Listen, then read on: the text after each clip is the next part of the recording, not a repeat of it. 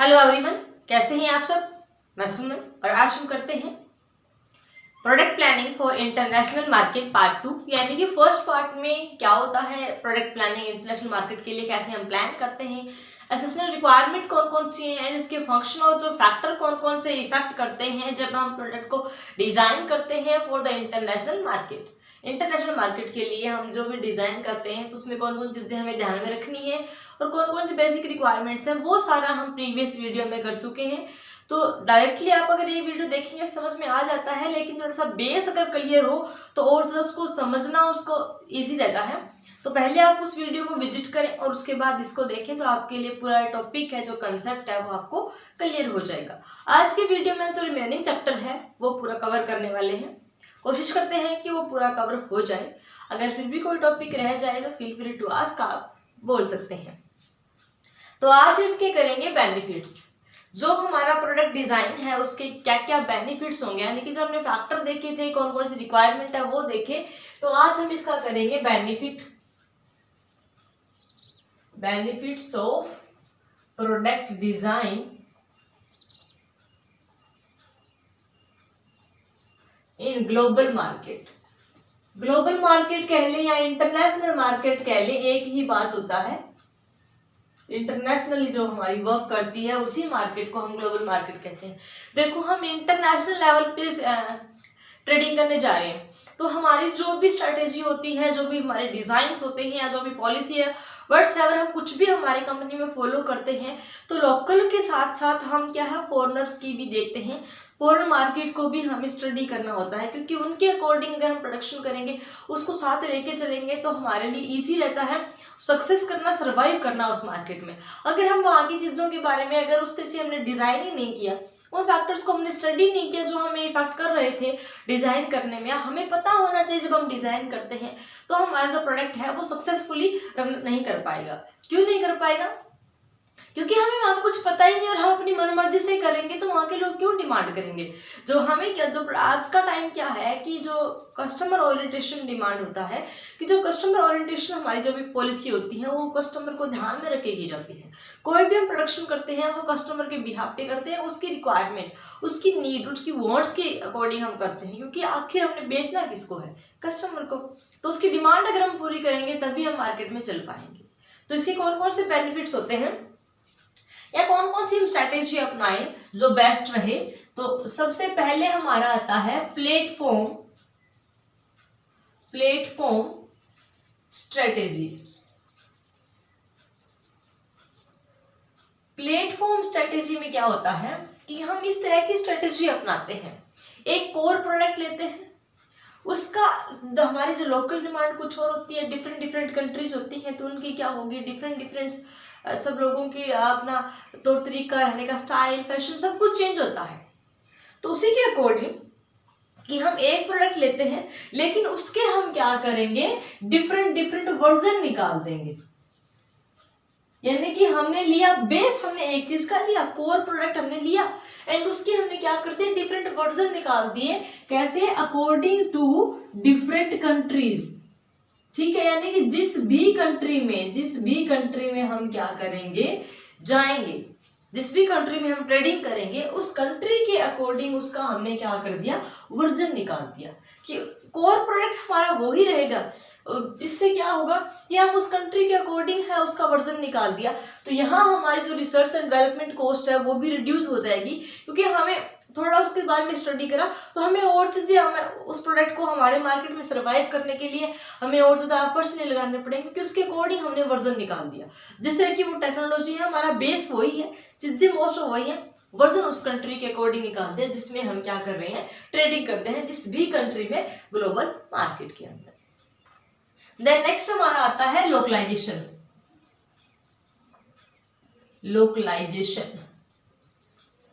Localisation का क्या होता है, देखो नाम से क्या चल रहा है कि लोकलाइजेशन, जो हम लोकल में ले लेते हैं। ठीक है, तो यहाँ पे हम क्या करेंगे कि हमारी जो लोकल मार्केट है उसकी डिमांड को ध्यान में रखते हुए भी उसको पूरा करने के बाद हम मार्केट में भी एंटर करते हैं।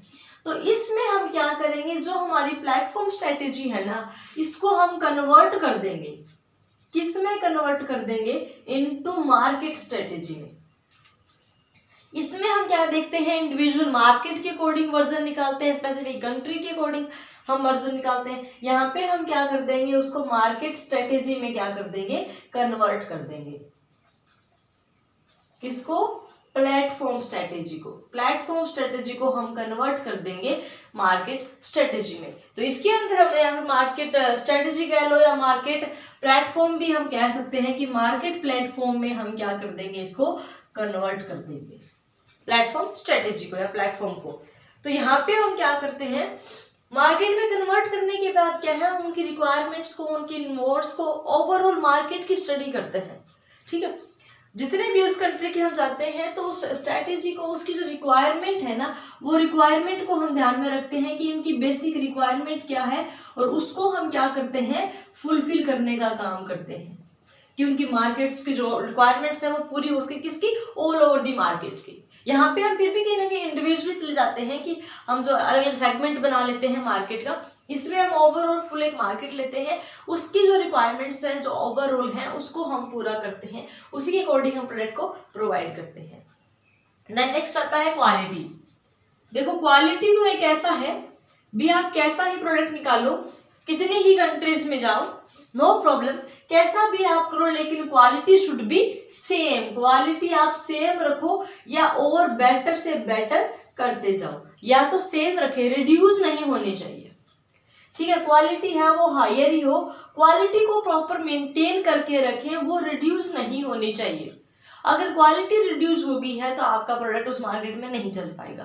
तो ये चीज़ ध्यान में रखनी होती है कि चाहे आप कैसे भी जाओ, तो अगर क्वालिटी है आपकी सेम रहे, हर प्रोडक्ट की आप कैसा भी वर्जन निकाल रहे हो, तो आप क्वालिटी से समझौता ना करें, उससे कोई कॉम्प्रोमाइज ना करें। अगर आप मार्केट स्ट्रेटेजी फॉलो कर रहे हो, प्लेटफॉर्म फॉलो कर रहे हो, डजेंट मैटर, आप 1 कंट्रीज में आउट ऑफ 2, 3, 4 जितनी भी कंट्रीज में आप सेल कर रहे हो, उसका कोई मैटर नहीं करता, लेकिन क्वालिटी के साथ कोई कॉम्प्रोमाइज नहीं होना चाहिए, दैट शुड बी सेम। जितनी भी कंट्री में हम सेल करते हैं वो सेम होनी चाहिए। देन नेक्स्ट आता है कल्चर। कल्चर में क्या होता है कि इसमें हमारा जो भी हम क्या करते हैं, डिफरेंट कंट्रीज हैं, ऑब्वियसली सबका डिफरेंट कल्चर है। तो जब हम प्लान करते हैं, प्रोडक्ट को डिजाइन करते हैं, तो हम ये चीज ध्यान में रखते हैं कि उनका कल्चर क्या है, वहाँ की कंडीशन कैसी है, सब चीजों को ध्यान में रखते हैं। तो उसी के अकॉर्डिंग क्या है, हम यहाँ पे क्या करेंगे, सब ब्रांड बनाते हैं। क्या बना लेंगे, एक हेड ब्रांड के हम बना लेंगे सब ब्रांड्स। ठीक है, और जिस टाइप का, यानी कि उसी एक स्पेसिफिक ब्रांड के अंडर होगा, लेकिन जिस भी कंट्री का जैसा भी कल्चर है उसके अकॉर्डिंग वैसा सुटेबल हम क्या कर देंगे, ब्रांड नेम रखेंगे, जो वहां पे सुटेबल हो वो चूज करेंगे, और इफेक्टिव भी हो, ठीक है, और अट्रैक्टिव भी हो, वहां के उस चीज को कलेक्शन में भी आता हो, उसका रहेगा एक सेम ब्रांड, लेकिन उसके सब ब्रांड बना के जो सुटेबल रहे हमारे उस कंट्री के अकॉर्डिंग, उस कल्चर के अकॉर्डिंग, जहां मार्केट को हमारी गुड्स को सेल कर रहे हैं, तो उसी के अकॉर्डिंग हम अप्लाई करेंगे सुटेबिलिटी के हिसाब से, और देन उसको क्या है फॉलो करेंगे। तो हमारा क्या होगा, एक्सपेंसेस भी रिड्यूस हो जाते हैं कि हम क्या सब ब्रांड्स निकाल देंगे। ठीक है, थोड़ा एक बार एक्सपेंसेस हाई होता है, लेकिन बाद में क्या होता है, अकॉर्डिंग टू दैट लोगों को वो अच्छा लगता है। कई बार ऐसा भी नहीं होता, कई बार सेम ब्रांड भी चल जाता है, लेकिन उसमें क्या होता है, थोड़ा सा और हमारे तौर तरीके चेंज करने पड़ते हैं कि इस कंट्री में इस तरह से हम उस प्रोडक्ट को लॉन्च करें, इस कंट्री में इस तरीके से लॉन्च करें, या हम एक ब्रांड के नीचे सब ब्रांड्स बना दें, जिससे कि अलग अलग कंट्री में प्रोडक्ट है वो इजिली जाए और सर्वाइव भी करे और सक्सेसफुली सर्वाइव करे।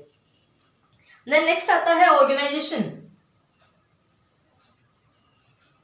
ऑर्गेनाइजेशन के अंदर क्या होता है, स्ट्रक्चर होता है। वैसे तो ऑर्गेनाइजेशन किसी भी चीज को एक स्ट्रक्चराइज करना, एक सिस्टम बना के रखना। जब हम अपनी सबसे पहले हम क्या करते हैं, आप अपनी लोकल डिमांड को पूरा करें। लोकल डिमांड है या लोकल रिक्वायरमेंट है, उसको आप क्या करें, फुलफिल करें। यानी कि लोकल डिमांड कंप्लीट होने के बाद, आफ्टर दैट, ये फुलफिल होने के बाद हम क्या आते हैं, ग्लोबल मार्केट में आते हैं कि अब हम क्या करेंगे, ग्लोबल मार्केट की जो है अपनी ट्रेडिंग करेंगे। तो उसी के अकॉर्डिंग आप ऑर्गेनाइज सिस्टम अपना सेटअप रखें, बना के रखें। जैसे भी ये जो एमएनसीज हैं, जो हमारी मल्टीनेशनल कंपनीज हैं, वो क्या करती हैं, पहले अपनी लोकल डिमांड को पूरा किया, देन क्या है वो स्पेसिफिक एक्सटेंड हो जाती है वेरियस कंट्रीज के अंदर, डिफरेंट डिफरेंट कंट्रीज में जाके, और वो अपने क्या है अपने ब्रांड को एक ग्लोबल लेवल पे लेके जाती है जो उनको सुटेबल लगता है। अगर उनको लगता है कि ब्रांड नेम चेंज करना चाहिए तो वो चेंज करके अप्लाई करती है, अगर सेम है तो थोड़ा सा प्रोडक्ट में मॉडिफिकेशन करके अकॉर्डिंग टू कंट्री, किस तरह की टेक्नोलॉजी है, कितनी वो इकोनॉमिक डेवलप्ड है, ये सारे पॉइंट्स हम उस कंट्री के देखते हैं, वहाँ के लोग कैसे हैं, वहाँ कस्टमर कितने हैं, उन सब चीज़ों को ध्यान में रख के हम एक स्ट्रक्चर बनाते हैं और हमारे जो प्रोडक्ट है उसको, हमारा जो ब्रांड है उसको ग्लोबल लेवल तक लेके जाते हैं। नेक्स्ट पॉइंट आता है फ्यूचर। फ्यूचर में क्या होता है कि जो भी हमारा जो ग्लोबल प्रोडक्ट है, ठीक है, ये कोई नया आइडिया, फर्स्ट ऑफ ऑल तो क्या है कि कोई नया आइडिया नहीं है, ठीक है, बताइए हमें कि हम मोर देन वन कंट्रीज के अंदर सेल करेंगे, आपस में ट्रेडिंग करेंगे, तो जो हमारा जो फ्यूचर को भी हमें ध्यान में रख के हम करते हैं कि हम अकॉर्डिंग टू डिमांड, टेक्नोलॉजी, जो भी चेंजमेंट आते हैं हम उसमें मॉडिफाई करते रहें, ठीक है, हमारा जो डिजाइन है वो उसी के अकॉर्डिंग लेटेस्ट टू लेटेस्ट हम बनाते रहें, उसमें मॉडिफिकेशन करते रहें, उसमें नई नई चीजें ऐड करते रहें, एंड इस चीज के ऊपर हमेशा ध्यान रखें कि ग्लोबल लेवल पे हम ट्रेडिंग कर रहे हैं तो हम जो आने वाली अपॉर्चुनिटीज है ना, अपॉर्चुनिटी है जितनी भी, उसके ऊपर फोकस रखें कि उसका हम फुल बेनिफिट लेंगे। अपॉर्चुनिटीज को ध्यान में रखें कि आने वाली कौन कौन चीजें हैं जहां पे हमें ज्यादा बेनिफिट होने वाला है, कौन सी कंट्री में कितना सेल होने वाला है, तो उन सब चीजों को ध्यान में रखें और उस जो अपॉर्चुनिटीज है उसका फुल बेनिफिट लें। तो ये इसके बेसिक क्या थे, बेनिफिट्स थे कि अगर हम सब चीजों को स्टडी करके ये चीजें अपना के अगर हम डिजाइन करेंगे तो हमारे लिए ये क्या रहेगा, काफी बेनिफिशियल रहेगा और हम इजिली ग्लोबल मार्केट में सर्वाइव कर सकेंगे। तो ये इसके के सारे पॉइंट्स हैं वो किसके हैं, इसके बेनिफिट्स के हैं। तो नेक्स्ट हम इसका करते हैं प्रोडक्ट प्लानिंग। जो स्ट्रैटेजी है, कौन कौन सी जो स्ट्रैटेजी है जो इसमें हम यूज करते हैं ग्लोबल मार्केट में, कुछ एक स्ट्रैटेजियां तो हमें फॉलो करनी ही पड़ती है सर्वाइव करने के लिए, चाहे वो लोकल मार्केट हो या ग्लोबल मार्केट हो। लोकल पे होगी हमारी डोमेस्टिक डिमांड्स के अकॉर्डिंग, डोमेस्टिक कंपटीशन के अकॉर्डिंग, एंड जो हमारा फॉरेन पे है, ग्लोबल लेवल पे करते हैं तो हमें वेरियस कंट्रीज के अकॉर्डिंग क्या है डिसीजन लेने होंगे। Product planning strategy for global market. Strategy लिख लेते हैं, पूरा लिखने की क्या जरूरत है, ठीक है। अगर आप अपना पॉइंट डालना चाहें, साथ में नोट डाउन कर रहे हैं, तो product planning strategy for global market. Strategy sorry, basically क्या है, 2 टाइप की स्ट्रैटेजी हम फॉलो करते हैं, ठीक है। जब भी ग्लोबल मार्केट है तो यहाँ पे ना ये चीज अप्लाई होती है कि हमने कोई भी स्ट्रैटेजी बनानी है, हम अपना कोई भी एक क्राइटेरिया, एक रणनीति, पॉलिसी लेके चले हैं कि इसके अकॉर्डिंग हम क्या करेंगे, प्रोडक्ट को मार्केट में सेल करेंगे। लेकिन जो भी प्रोड्यूसर होता है, मैन्युफैक्चरर होता है, सेलर होता है, उसके माइंड में ये चीज हमेशा आती है, क्या ये whole over the country same strategy apply हो जाएगी या नहीं। देखो भाई, पीछे करते आ रहे हैं कि सबका कल्चर अलग अलग है, प्रेफरेंस अलग है, टेस्ट अलग है, सब कंट्रीज का एनवायरनमेंट अलग है, तो हम ये बात कैसे कह सकते हैं कि हमारी जो ओवरऑल स्ट्रैटेजी है वो एक अप्लाई हो जाएगी। कुछ ना कुछ तो हमें मॉडिफिकेशन उसमें करना ही पड़ेगा, चाहे वो प्रोडक्ट के रिगार्डिंग करें या हमारे जो सेलिंग तौर तरीके हैं उसके रिगार्डिंग करें, व्हाट्सएवर हम किसी में भी चेंज करें, हमें थोड़ा बहुत तो करना ही पड़ता है, सेम नहीं अप्लाई होता। तो उसके लिए हमारी स्ट्रैटेजी क्या है, उसके पर्टिकुलर 2 बेसिक्स है कि हम ग्लोबल मार्केट में एंटर करते हैं तो उसके मतलब 2 तरीके हम देखते हैं, क्या यूं लगा लें इसको हम। पहला होता है प्रोडक्ट एडॉप्शन एंड दूसरा होता है product standardization. Product adoption and next है product standardization.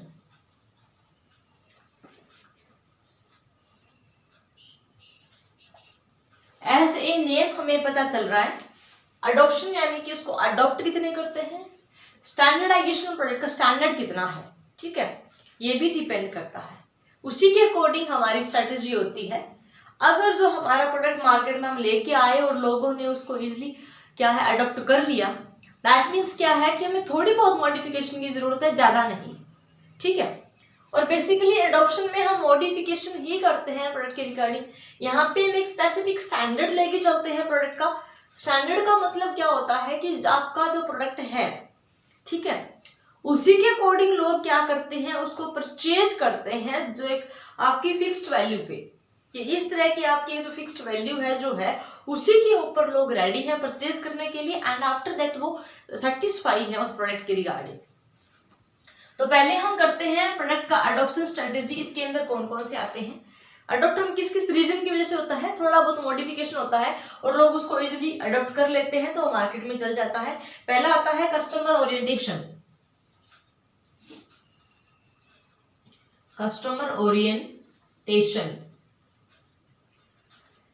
As a name पता चल रहा है हमें कि जो कस्टमर को पूरा फोकस किया जाएगा कि कस्टमर का जो टेस्ट क्या है, प्रेफरेंस क्या है, वो डिफरेंट डिफरेंट होगा हर एक कंट्री का।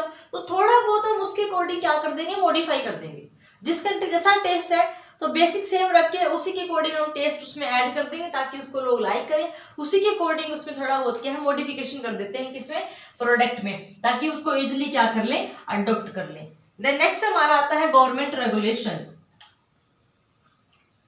गवर्नमेंट के जिस भी कंट्री में आप ट्रेडिंग करते हो वहां के रूल्स एंड रेगुलेशन आपको पता होना चाहिए। कौन कौन से प्रोडक्ट जिसके ऊपर बैन है, कौन कौन से आप डायरेक्टली कर सकते हो, कौन कौन से आप इनडायरेक्टली कर सकते हो, किस तरह के रूल्स एंड रेगुलेशन आपको फॉलो करने होंगे। तो वो हर चीज आपको पता हो और गवर्नमेंट्स के रूल्स को फॉलो करके आप उस मार्केट में लेके आए ताकि आपका प्रोडक्ट है वो इजिली अडॉप्ट हो जाए, उसमें कोई भी किसी भी तरह की कोई प्रॉब्लम है वो क्रिएट ना हो। नेक्स्ट आता है कल्चरल डिफरेंस। बिल्कुल, कल्चर क्या होता है, डिफरेंट होता है हर एक कंट्री का, तो आप उस कल्चर को ध्यान में रखें। उस कल्चर के अकॉर्डिंग कि जिस तरह का कल्चर है, डिफरेंट डिफरेंट कल्चर है, उसी के अकॉर्डिंग आप उसमें मॉडिफिकेशन कर दें तो उन लोगों को सुटेबल रहे, तभी वो परचेज करेंगे। अगर उनके कल्चर के अकॉर्डिंग, उनके एनवायरनमेंट के अकॉर्डिंग सुटेबल रहेगा तभी वो उस चीज को परचेज करेंगे, अदरवाइज नहीं करेंगे। तो वो मॉडिफिकेशन करेंगे तो अडॉप्टेशन हो जाएगा। लास्ट है इसका क्लाइमेट चेंजेस या क्लाइमेट कंडीशन। जिस भी कंट्री में हम सेल करते हैं वहां का क्लाइमेट, वेदर किस हिसाब का है, हमारा प्रोडक्ट किस तरीके का है, उसी के अकॉर्डिंग कि वहां के वेदर को उस कंडीशन के अकॉर्डिंग सुटेबल है कि नहीं। अगर सुटेबल है तो उसको लोग इजिली अडॉप्ट कर लेंगे। तो अगर ये सारी चीजें हम फॉलो करते हैं तो इसको लोग इजिली क्या कर लेते हैं, अडॉप्ट कर लेते हैं और मार्केट में वो इजिली सर्वाइव कर जाता है। देन नेक्स्ट आता है प्रोडक्ट स्टैंडर्डाइजेशन। उसको बहुत ज्यादा डीप करने की जरूरत नहीं है, इसलिए मैं थोड़ा विद इन द 2 लाइन्स को मैं कवर कर रही हूँ, क्योंकि ज्यादा डिटेल करने की जरूरत नहीं है, इतना ही काफी है इसका। स्टैंडर्डाइजेशन के अंदर क्या होता है, स्टेट एक्सटेंशन स्ट्रेटेजी सबसे पहला है, एक्सटेंशन स्ट्रेटेजी। इसके अंदर ना ज्यादा मॉडिफिकेशन की जरूरत नहीं होती, क्योंकि आपको अपने स्टैंडर्ड, एक प्रोडक्ट का स्टैंडर्ड आपने मेंटेन किया हुआ है, उसी के अकॉर्डिंग आप बाइंग एंड सेलिंग करते हो, उसी के अकॉर्डिंग आप वर्क करते हो। तो इसमें आपको जो एक्सटर्नल मार्केट है, यानी कि आप सेम ही सेल करते हो, आपने एक स्टैंडर्ड मेंटेन किया हुआ है, आप हर एक मार्केट में सेम ही प्रोडक्ट है वो सेल करते हो, ठीक है। बस थोड़ा सा इसमें आप एडिशनल क्या क्या यूज करोगे, एडवर्टीजमेंट है, प्रमोशनल टूल्स है, वो एक्स्ट्रा करके आप लोगों को अट्रैक्ट करते हो और अपने प्रोडक्ट को मार्केट में लॉन्च करते हो। बाकी चीजें सेम रहती है क्योंकि आपने एक स्पेसिफिक स्टैंडर्ड है प्रोडक्ट का, प्रोडक्ट में मॉडिफिकेशन की जरूरत नहीं पड़ती। देन आता है नेक्स्ट, इसका है कम्युनिकेशन।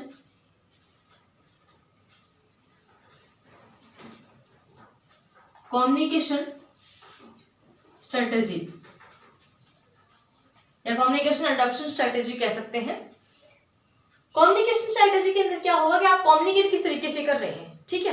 आपका प्रोडक्ट सेम है, आप लेकिन जो कम्युनिकेशन की मेथड्स है ना वो डिफरेंट डिफरेंट कंट्री के अकॉर्डिंग डिफरेंट डिफरेंट मेथड, यानी कि जिस भी लैंग्वेज में जिस भी तरीके से उनका कम्युनिकेट इजिली हो सकता है हम वो ही मेथड फॉलो करते हैं, ताकि हम ज्यादा से ज्यादा लोगों से कम्युनिकेट कर पाए, हमारे प्रोडक्ट के बारे में बता पाए। तो वो हम देखते हैं, प्रोडक्ट हमारा सेम रहता है लेकिन हम कम्युनिकेशन जो फैक्टर्स है वो अलग अलग यूज करते हैं, ताकि जिस भी तरीके से उनको कम्युनिकेट करें और वो इस चीज को समझ जाए। कम्युनिकेशन प्रॉपर क्या होता है, जिस वे में हम बताना चाह रहे हैं उसी वे में आगे वाला समझे, तो उसी के अकॉर्डिंग की हम वैसी स्ट्रेटेजी बनाते हैं। देन नेक्स्ट आता है प्रोडक्शन या product adoption strategy. Product adoption strategy. Product adoption strategy के अंदर क्या होगा कि आपका जो प्रोडक्ट है, ठीक है, आप कम्युनिकेशन सेम रखेंगे, लेकिन थोड़ा सा आप वो लोग देखो अडॉप्शन अडॉप्ट कर ले, इस तरीके से थोड़ा सा प्रोडक्ट में आप मॉडिफिकेशन कर देंगे। स्टैंडर्ड आप वही मेंटेन रखेंगे जो आपका है, लेकिन आप क्या करेंगे, थोड़ा सा मॉडिफिकेशन कर देंगे, कम्युनिकेशन लेवल सेम रखेंगे, बाकी चीजें सेम रखेंगे मार्केट में, बट आप प्रोडक्ट में थोड़ा सा क्या कर देंगे, चेंज कर देंगे, बाकी चीजें सेम रहेंगी और आपका प्रोडक्ट है वो अकॉर्डिंग टू उस कंट्री की डिमांड, जो भी वहां का एनवायरमेंट है उसके अकॉर्डिंग चेंज कर देंगे। एंड लास्ट इसका क्या है, dual adoption strategy. Dual adoption strategy, dual adoption strategy के अंदर क्या होगा, यानी कि दोनों में ही थोड़ा सा आप किस में करोगे, दोनों में ही चेंज करोगे, थोड़ा सा आप प्रोडक्ट में चेंज करोगे और थोड़ा सा आप कम्युनिकेशन है, एडवर्टीजमेंट है, इसमें भी चेंज करोगे। यानी कि आप दोनों फैक्टर्स में ही क्या कर दो, थोड़ा सा मॉडिफिकेशन कर दोगे, ताकि वो मार्केट में या उस कंट्री के अकॉर्डिंग प्रॉपरली ढल सके, वैसे ही हमारी चल सके। ये हमारा डिपेंड करता है उस कंट्री कौन सी कंट्री किस तरीके की है, हमारा प्रोडक्ट कौन सी कंट्री में कितना चलता है, उसी के अकॉर्डिंग ही हम स्ट्रैटेजी अप्लाई करते हैं, डिसीजन लेते हैं। और इसकी एक लास्ट और है प्रोडक्ट इनोवेशन, या इन्वेंशन भी कह सकते हैं, इनोवेशन स्ट्रेटेजी। इनोवेशन का मतलब क्या होता है कि हम कुछ भी हम नया लेके आए हैं मार्केट में, न्यू हमने कुछ भी जनरेट किया है, तो हम उस मार्केट के अकॉर्डिंग, उस कंट्री के अकॉर्डिंग ही लेके आएंगे और न्यू मेथड इसमें हम अप्लाई करेंगे, क्योंकि ऑलरेडी मार्केट में है ही नहीं प्रोडक्ट, हम नया ही लेके आए हैं, तो हम उसके अकॉर्डिंग ही लेके आएंगे जैसा उस कंट्री में रिक्वायरमेंट है। तो ये सारे के सारे किसके पॉइंट हो गए हैं, स्टैंडर्डाइजेशन के, जिससे हम दो तरीके से हमारा जो क्या है अडॉप्शन होता है, स्ट्रैटेजी हम फॉलो करते हैं। अडॉप्शन तो कुछ एक मॉडिफिकेशन करके, स्टैंडर्डाइजेशन प्रोडक्ट का स्टैंडर्ड को मेंटेन करके। एक चीज इसमें और दी हुई है, सिलेक्ट द करेक्ट स्ट्रेटेजी। कौन सी स्ट्रैटेजी बेस्ट है, करेक्ट उस कंट्री के लिए कौन सी है, हम कैसे सिलेक्ट करते हैं।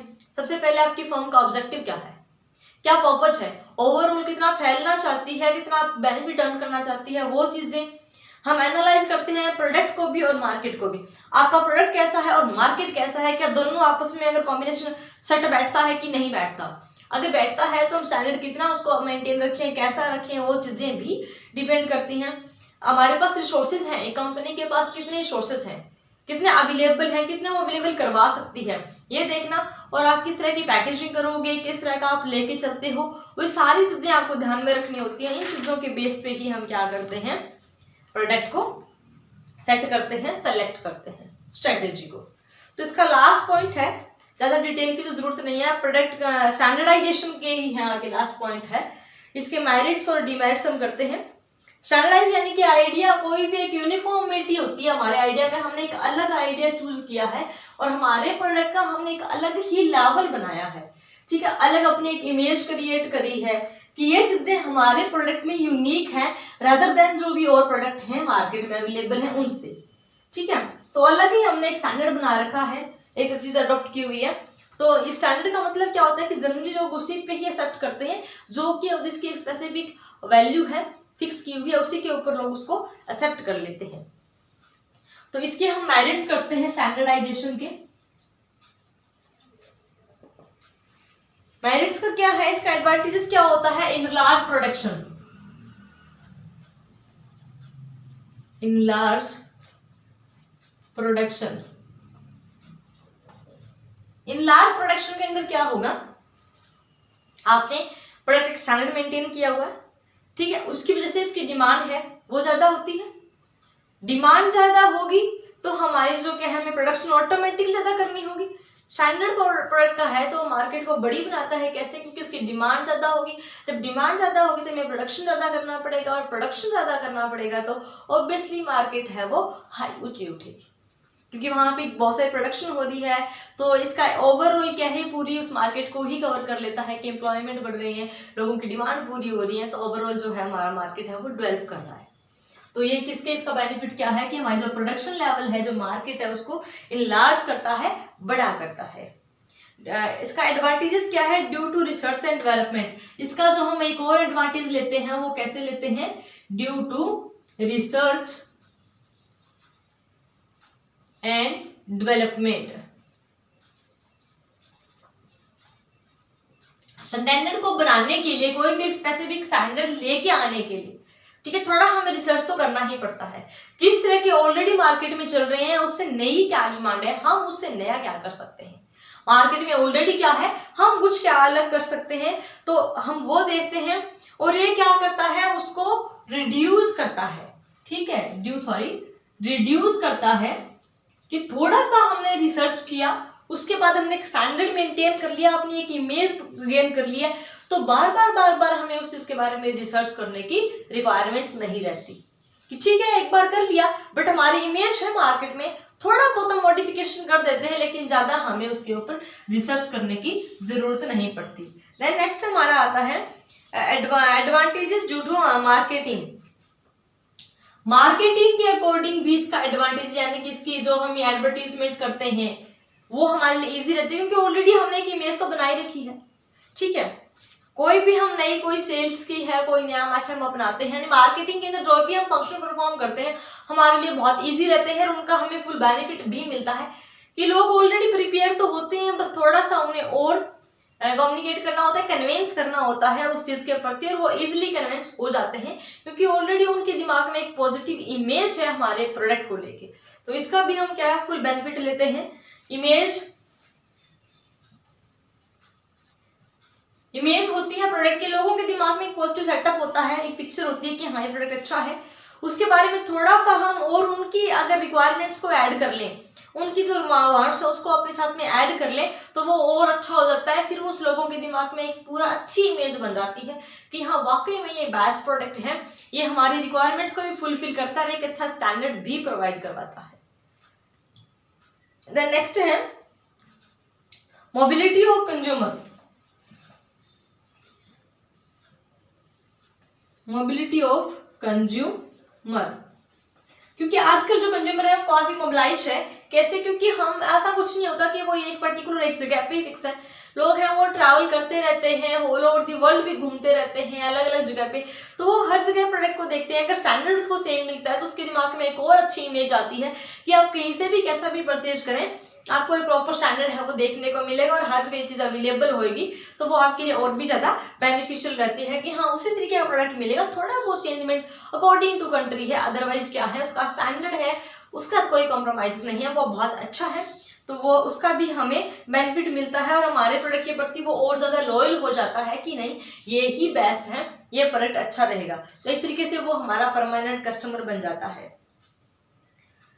और डीलिंग तो करते हैं फिर हम कस्टमर के साथ, उनकी जो डिमांड्स है उनको तो ध्यान में रखते ही रखते हैं, फिर उनकी मोबिलिटी को ध्यान में रख के, यानी कि कोई भी हम डीलिंग करनी होती है तो वो भी अच्छे से करते हैं कि उनकी कोई भी रिक्वायरमेंट्स है, कुछ नया वो चाहते हैं एडिशन करना, तो हम उसमें उसके अकॉर्डिंग करते हैं ताकि वो और बेटर रहे।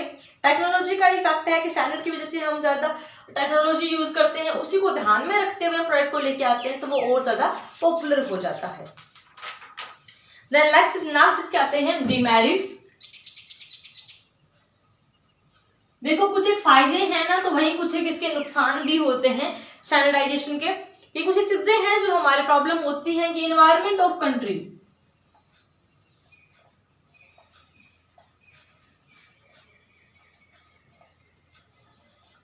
कंट्री का इन्वायरमेंट किस तरीके का है, ठीक है, तो हर जगह आपकी सेम जो स्टैंडर्डाइजेशन है वो मेंटेन नहीं कर सकते। किस तरह का है इन्वायरमेंट, इकोनॉमिक कंडीशन किस तरीके की है, क्या चीजें हैं वहां पे, तो वहां पे ये जो स्टैंडर्डाइजेशन का जो हमारा स्ट्रैटेजी है वो नहीं वर्क करती है, तो वहां का इन्वायरमेंट है ये हमारे लिए क्या है, एक हर्डल्स बन सकता है, ठीक है, एक बैरियर बन सकता है, एक बाधा बन सकती है कि नहीं वहां पे नहीं हमारा काम किया स्टैंडर्डाइजेशन, तो वहां पे हमें कुछ और लेके आना पड़ेगा, तो उसके एक्सपेंसेस हैं वो भी हाई हो जाते हैं, तो ये चीजें भी आती हैं।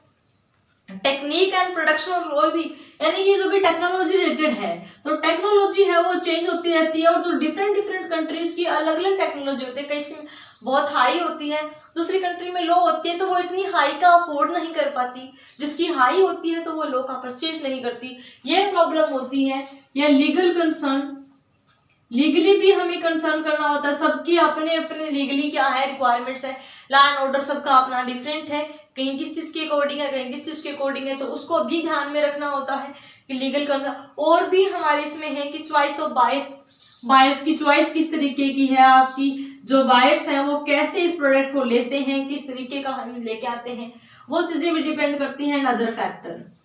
अदर भी कुछ चीज़ें और होती हैं जो हमारे इसमें क्या है इफेक्ट करती हैं। इन्वायरमेंट के अलावा टेक्नोलॉजी, लीगल कंसर्न, यानी कि कैसा टेस्ट प्रेफरेंस है, लोग किस कोई नई चीज़ को कितना जल्दी अडॉप्ट करते हैं कि नहीं करते हैं, तो वो चीज़ें भी इसमें प्रॉब्लम होती है। तो स्टैंडर्डाइजेशन में ये सारी चीज़ें क्या हैं, हमारी डीमेरिट्स हैं। लेकिन इन चीज़ों को कहीं ना कहीं रिमूव किया जा सकता है, ऐसा नहीं है कि रिमूव नहीं हो सकता, और ये सारे के सारे बेनिफिट्स हैं। तो देखा जाए तो हम इसका पूरा बेनिफिट ले सकते हैं, ग्लोबल मार्केट में सर्वाइव कर सकते हैं। ये चीज़ें रिमूवेबल हैं, इनको थोड़ा सा रिसर्च के ऊपर ध्यान देके रिमूव किया जा सकता है, इस चीज़ से इम्प्रूव हो सकता है। कुछ एक इसके क्या है फैक्टर्स हैं, डिसीजन क्राइटेरिया, आप डिसीजन किस तरीके का लेते हैं, ठीक है। आप पूरी चीज को सबसे पहला अगर आप डिसीजन लेते हैं ना, तो ध्यान में रख के लीजिएगा हर एक चीज को, हर एक फैक्टर को स्टडी करके कि हमें मार्केट में एंटर करना है, ग्लोबल मार्केट में, तो पूरी तैयारी के साथ एक करेक्ट डिसीजन ले। अगर डिसीजन रॉन्ग हो गया तो आगे की सारी प्रोसेस आपकी फेल हो जाएगी। तो ये चीज ध्यान में रखें। आपके प्रोडक्ट का नेचर कैसा है वो सेलेक्ट करें, क्या वो ग्लोबल मार्केट तक जाने वाला है कि नहीं है, किस तरीके का है, उसमें मॉडिफिकेशन हो सकते हैं कि नहीं हो सकते, वो चीजें आप ध्यान में रखें। इंटरनेशनल मार्केट है वो कितना डेवलप्ड है, आपकी कंट्री उसको कितना प्रमोट करती है, कितने आपको इसके बेनिफिट मिल सकते हैं, तो ये चीजें भी आप इसमें ध्यान में रखें। लीगल रिक्वायरमेंट्स हैं, आपकी कंट्री में कौन कौन सी लीगल रिक्वायरमेंट आपको पूरी करनी होंगी, और जो नेक्स्ट जिस भी कंट्री में आप ट्रेडिंग करते हो वहाँ की लीगल रिक्वायरमेंट क्या क्या है, क्या क्या हमें कौन कौन सी प्रोसेस से हमें गुजरना होगा, वो ध्यान में रखें। फॉरेन कंपटीशन भी देखें, आप ग्लोबल मार्केट में जा रहे हो तो आप ग्लोबल कंपटीशन को भी फेस करोगे, तो क्या उसको आप इजीली फेस कर सकते हो, कितना कंपटीशन है, फुल प्रिपरेशन के साथ जाएं, इतना कंपटीशन है, इसको ऐसे ऐसे हम इसको फेस कर सकते हैं। और जिस भी कंट्री में आप जाएं, आपकी लोकल कंट्री की एंड जिस भी अनदर फॉरेन कंट्री में आप जाएं, वहाँ की मार्केट कंडीशन है वो किस तरीके की है, कैसा वो जल्दी से किसी प्रोडक्ट को अडॉप्ट करते हैं कि नहीं करते, तो इन स्पेसिफिक कुछ चीजें होती हैं जिनका ध्यान में रखना होता है। तो ओवरऑल मोटा मोटी चैप्टर है वो कंप्लीट हो गया है। अगर फिर भी किसी कोई पॉइंट रह गया हो या कोई प्रॉब्लम हो तो आप बता सकते हैं, एज सुन एज पॉसिबल उसकी हम नई वीडियो है वो डाल देंगे।